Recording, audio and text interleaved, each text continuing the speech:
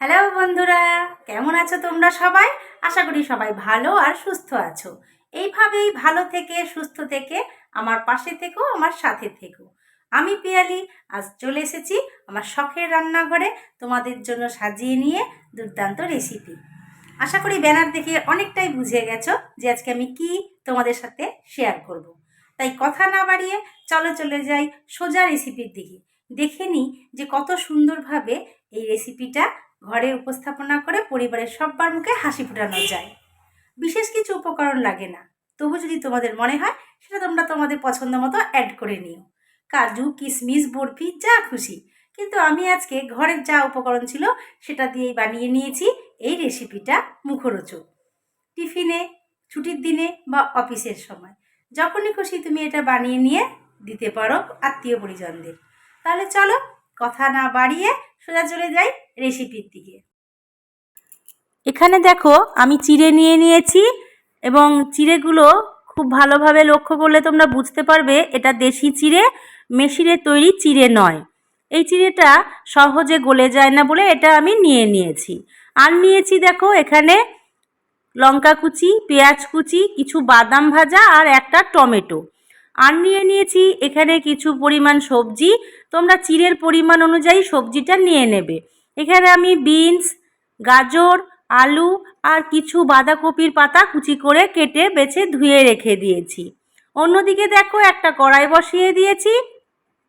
এবার আমি গ্যাসটাকে ধরিয়ে দেব কড়াইটা গরম হওয়ার জন্য। প্রতিটা উপাদান কিন্তু তোমাদেরকে মেজারমেন্ট করে নিতে হবে, তোমরা কতটা পোলাও বানাতে চাও সেই অনুপাতে। কড়াইটা আমার গরম হয়ে গেছে, এবার আমি এর মধ্যে দিয়ে দিচ্ছি সাদা তেল। পোলাও জাতীয় খাবার কিন্তু ঘি, তেল, বাটার এইসবেই ভালো লাগে। সাদা তেলটা দেওয়ার পর আমি কড়াইয়ে ছড়িয়ে দিলাম। এবার দেখো তেলটা গরম হয়ে গেছে। ঠিক এই মুহূর্তে আমি এর মধ্যে 1 চামচ মতন ঘি দিয়ে দেব। আমি 1 চামচ মতন ঘিটা দিয়ে দিলাম গরম তেলের মধ্যে। এবার আমি এর মধ্যে দিয়ে দেব কিছু গোটা গরম মশলা ফোড়ন, যার মধ্যে এলাচ, লবঙ্গ, দারচিনি আছে, যদিও এলাচটাকে আমি থেতো করে দিয়েছি। এবার দিয়ে দিচ্ছি আমি এর মধ্যে একটা তেজপাতাকে 2 টুকরো করে।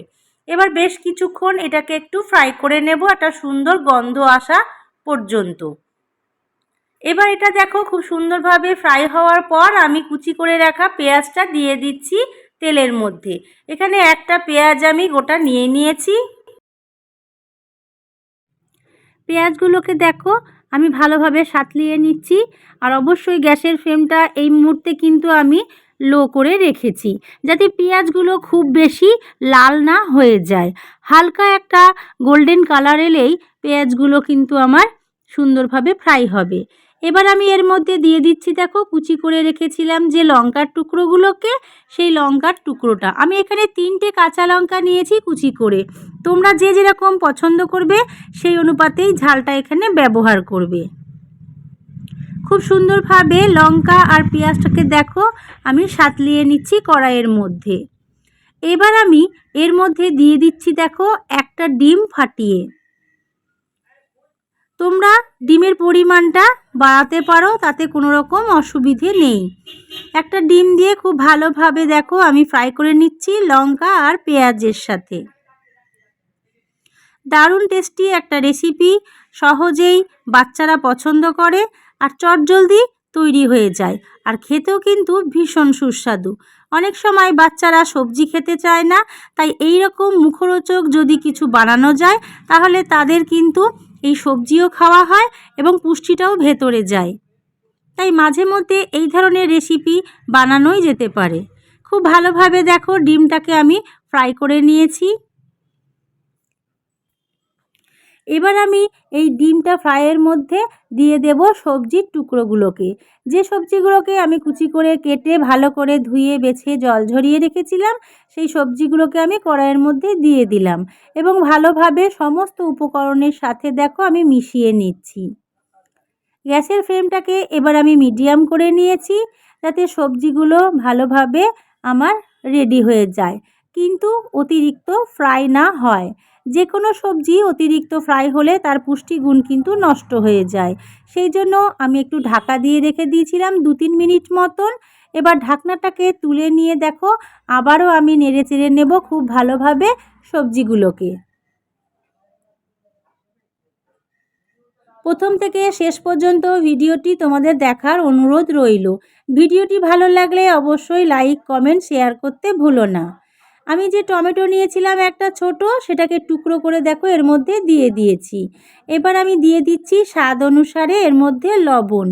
অবশ্যই লবণটা মেজারমেন্ট করে নিতে হবে যাতে বেশি না হয়ে যায়। দিয়ে দেব খুব সামান্য পরিমাণ হলুদ। তোমরা এটাকে স্কিপ করতে পারো, হলুদ যদি পছন্দ না হয় তোমরা নাও দিতে পারো। সমস্ত মশলার পরিমাণ কিন্তু তোমাদেরকে মেজারমেন্ট করে নিতে হবে। দিয়ে দিলাম 1 চামচ মতন ডার্ক সোয়া সস। এবার দিয়ে দিচ্ছি দেখো খুবই সামান্য পরিমাণ গোলাপ জল। একটা টিস্পুনের মাপ করে তোমরা গোলাপ জলটা দেবে, তাতে একটা বাড়তি সুগন্ধ এর মধ্যে যোগ হবে। দিয়ে দিলাম সামান্য পরিমাণ ভিনিগার। তোমাদের বাড়িতে ভিনিগার না থাকলে তোমরা লেবুর রসও এখানে ব্যবহার করতে পারো, খুবই সুন্দর লাগবে তাহলে স্বাদটা। টক, ঝাল, মিষ্টি সমস্তই টেস্ট এখানে তোমরা পেয়ে যাবে। সমস্ত উপকরণ দেওয়ার পর আমি খুব ভালোভাবে মিশিয়ে নিচ্ছি দেখো সবজির সাথে। খুব সুন্দর একটা রেসিপি, ছুটির দিন হোক বা অফিস টাইম, তোমরা ঝটপট এই ধরনের মুখরোচক রেসিপি এবং স্বাস্থ্যকর রেসিপি বানিয়ে দিতেই পারো। আমি এটাকে ঢাকা দিয়ে দিলাম নেড়েচেড়ে 2 থেকে 3 মিনিটের জন্য, গ্যাসের ফ্লেমটাকে মিডিয়াম রেখে। অন্যদিকে চিড়েগুলোকে খুব ভালোভাবে কচলে কচলে ধুয়ে নিতে হবে যাতে নোংরা জলটা বেরিয়ে যায়। দেখে বুঝতেই পারছো যে চিড়ের মধ্যে কিন্তু কতটা পরিমাণ নোংরা ছিল। আমি বার কয়েক খুব ভালোভাবে চিড়েটাকে ধুয়ে জলটা ফেলে দেব। আমি এখানে দেশি চিড়ে নিয়েছি, তোমরা দেখে বুঝতেই পারছো। এই দেশি চিড়ের বদলে তোমরা মেশিনের চিড়ে নিলে কিন্তু এতক্ষণে এটা গলে যেত ভাতের মতন। এবার আমি ঢাকনাটা দেখো তুলে নিচ্ছি, 3-4 মিনিট আমার হয়ে গেছে এবং খুব ভালোভাবে আমি দেখো এটাকে নেড়ে চেড়ে নেব। দেখে বুঝতেই পারছো কত সুন্দরভাবে সমস্ত উপকরণ কিন্তু একদম রেডি হয়ে গেছে, অথচ খুব বেশি ফ্রাই হয়নি। ঠিক এই মুহূর্তে আমি ধুয়ে রাখা চিড়েটাকে দিয়ে দিলাম এই সবজির মধ্যে। এবার খুব ভালোভাবে দেখো এটাকে মিশিয়ে নিচ্ছি।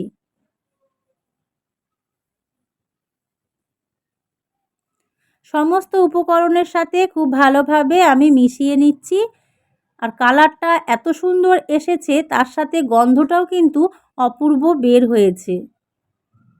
তাই দেরি না করে চটজলদি আমার দেখানো পদ্ধতিতে বানিয়ে ফেলো এই রকমই চিড়ের পোলাও। এই মুহূর্তে আমি দিয়ে দিচ্ছি ভেজে রাখা বাদাম। যদিও আমি এই বাদাম ভাজাটা কিন্তু রেডিমেড কিনে নিয়ে এসেছি, তোমরা চাইলে বাড়িতে শুকনো খোলায় ভেজে ব্যবহার করতে পারো। এবার আমি দিয়ে দিচ্ছি এর মধ্যে চিনি। যেহেতু এটা চিড়ের পোলাও তাই একটু মিষ্টি তো প্রয়োজন, তাই মিষ্টিটা দিয়ে দিলাম পরিমাণ অনুযায়ী। তোমরা যারা মিষ্টি পছন্দ করো না তারা খুবই সামান্য পরিমাণ একটু মিষ্টি দিয়ে নাবিয়ে নিও, কিন্তু পোলাও একটু মিষ্টি মিষ্টিই ভালো লাগে বন্ধুরা, তাই সেখানে আমি পরিমাণটা অ্যাডজাস্ট করে নিয়ে চিনিটা দিয়ে দিলাম। আগেই বলেছি টক, ঝাল, মিষ্টি সব রকম স্বাদ থাকবে, অতিরিক্ত মিষ্টি বা অতিরিক্ত ঝাল কোনোটাই পোলাওয়ের মধ্যে থাকবে না। কত সুন্দর ঝরঝরে দেখো তৈরি হয়ে গেছে আমার চিড়ের পোলাও, আর কত কম সময়ের মধ্যে সেটা তো তোমরা দেখতেই পেলে। তোমাদের সাথে গল্প করতে করতে আমার একদম রেডি হয়ে গেল চিড়ের পোলাও। এবার আমি নামাবার আগে এর মধ্যে ঘি ছড়িয়ে দিচ্ছি। ঘিটা দিয়ে খুব ভালোভাবে দেখো আমি মিশিয়ে নেব সমস্ত উপকরণের সাথে। খুবই স্বাস্থ্যকর আর সুস্বাদু একটা রেসিপি বন্ধুরা, ভীষণই ভালো লাগবে যদি তোমরা তোমাদের বাড়ির প্রত্যেককে এইভাবে বানিয়ে খাওয়াও। একটা সুন্দর রেসিপি তোমাদের সাথে শেয়ার করে নিলাম। নতুন বন্ধুদেরকে জানাই স্বাগত, পুরনো বন্ধুদেরকে জানাই অসংখ্য ধন্যবাদ আমার পাশে থাকার জন্য। তাহলে চটজলদি তোমরাও বানাও এইভাবে চিড়ের পোলাও। দেখা হচ্ছে তাহলে পরের ভিডিওতে এইরকমই কোনো সুস্বাদু রেসিপির ভান্ডার নিয়ে। ততক্ষণের জন্য তোমরা অবশ্যই সুস্থ থেকো, ভালো থেকো, আর আমার চ্যানেলটা কিন্তু ফলো রেখো। তাহলে নিত্য নতুন রেসিপি তোমরা দেখতে পাবে এবং বাড়িতে বানিয়ে আত্মীয় স্বজন প্রত্যেককে উপহার দিতে পারবে। কত ঝরঝরে হয়েছে তোমরা দেখে বুঝতেই পারলে বন্ধুরা, আর টেস্টও কিন্তু দারুণ হয়েছে। তাই অবশ্যই বাড়িতে ট্রাই করো আর আমাকে কমেন্ট করে জানিও তোমাদের কেমন লাগলো রেসিপিটা।